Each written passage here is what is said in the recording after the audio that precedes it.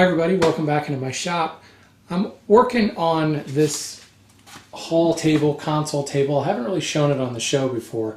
It's actually something that I built at Chuck Bender's school, the Acanthus Workshop. And it's really done. It's all assembled and put together and really just ready to put a coat of finish on it. But I wanted to embellish it just a little bit. I kind of coined this my Hepplewhite / shaker side table. I mean, this was really meant to be our one drawer table. Since I built several of those before, I asked Chuck if I could build a 2-drawer and then work on dovetailing the center divider into the front and just adding a little element of complexity. I went ahead and put a bead detail on the bottom of the apron all the way around. I wanted to add just a tinge of Hepplewhite to it, a little bit of stringing inlay on the drawer fronts and some banding around the top. And I began looking at ways to make banding and actually checked out Steve Latta's excellent DVD put out by Lee Nielsen. And when I began to start assembling all the tools and things in order to build my own banding, I decided frankly to cop out, and I went ahead and I got some of this pre-made stuff. I actually got it at Woodcraft over time. Seeing as I just wanted to work with it on this one particular piece, I figured some store-bought stuff would be just fine. So what I've got is a 1/4 inch checkerboard style veneer banding here.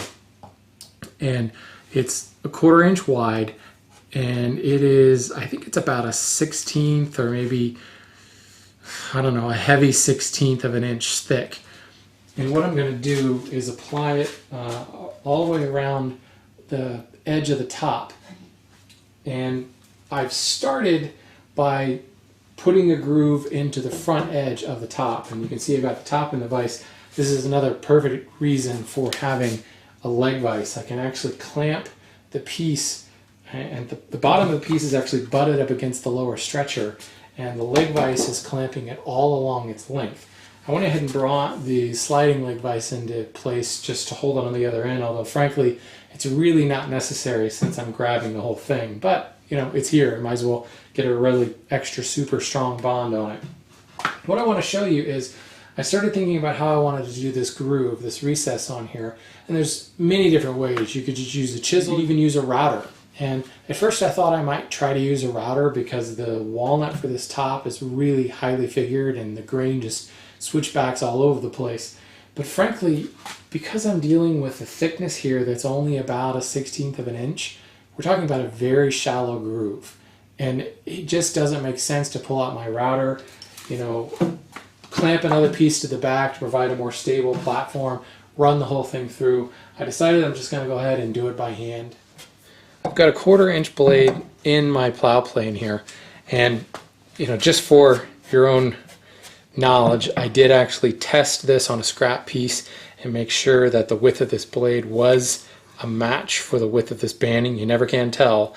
You'll end up routing it just because it says it's a 1/4 inch, and maybe that banding is, you know, a 32nd or a 64th under. You want a really good fit because this is going to be a highly visible area, and frankly it's going to scream out, come look at me closer, and people are going to come in and kind of bend over and take a real close look at it, and any little gap's going to make a huge difference. But the thing you have to watch out for as you're moving across the board, obviously you always have to worry about blowing out or spelching that very far end. Now in this instance, you see I've already cut the groove on the front, but this end grain is still going to want to chip out and tear it out a little bit. So just like you would to control spelching on like a shooting board, you want to come through and kind of chamfer that edge a little bit. So I'm going to come in here with a chisel.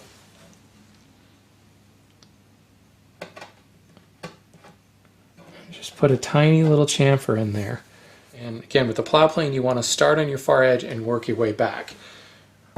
And in this instance, I want to just take the lightest of light cuts, especially at this end, again, to make sure that I'm not blowing anything out. I also have my depth stop set at a depth that's just the tiniest bit shallower than the actual thickness of the banding itself. This really peels up the end grain nicely. I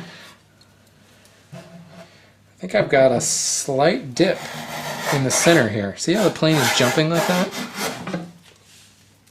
When I plane the edge of this board, I use my block plane, so I suppose it's possible that I planed a little hollow in the middle here. So now I've established the groove all the way along the piece. So I can rest a little bit easier that I'm not going to, stray off my line or end up with a crooked groove or anything like that. Let's take one more pass.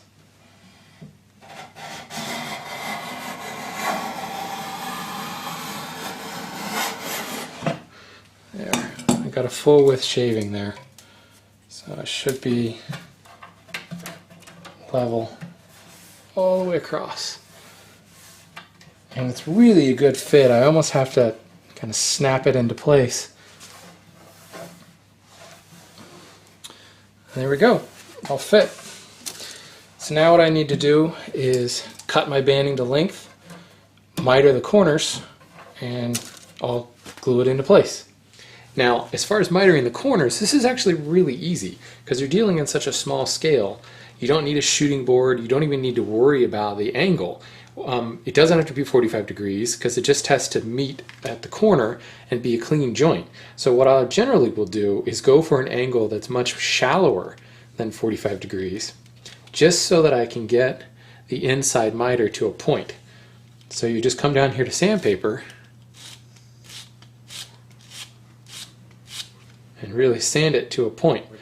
And I want to show you what you need to think about as far as where you cut this banding and how it matches up in the corner.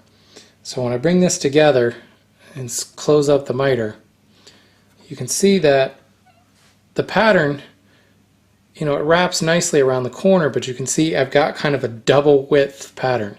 I've got a length of black and then another length of black on the top. So it does wrap around nicely. So that's one look. Do you want to kind of double up the pattern around the corner, or grab another piece that I've cut and bring that into place. And now you can see the pattern doesn't break as it moves around the corner. I've got black and then white, and it's basically the same width of black and white on either side. Personally, I think that looks a little bit better, but I think it really can be personal taste. So I'm going to go with this particular pattern and go ahead and miter the other points. So for the glue up, really simple, using Tight Bond liquid hide glue. I'm going to run a bead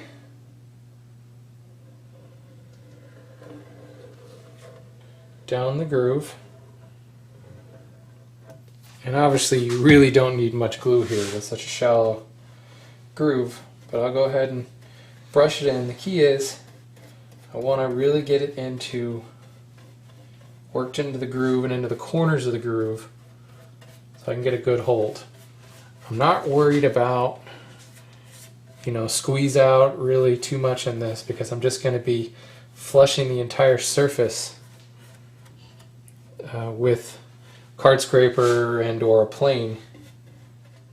Now I'll use my side pieces to make sure that I've got it positioned exactly where I want it and it lines up with the edges. And if you want, you can use tape to act as kind of a clamp. It's probably not necessary, but it's certainly not going to hurt.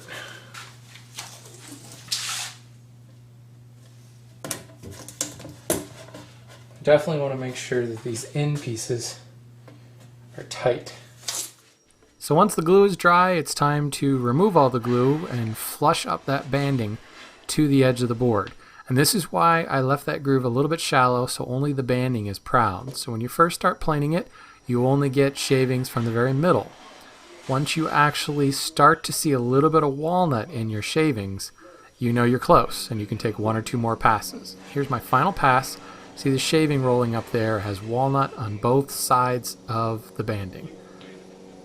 And this is actually what that shaving looks like. And you know you've reached what you need to reach and you're set to go. And here's what it looks like when you're all done. I think it came out really well. Very happy with the look. And there's some of that beautiful swirly grain on top. Thanks, guys.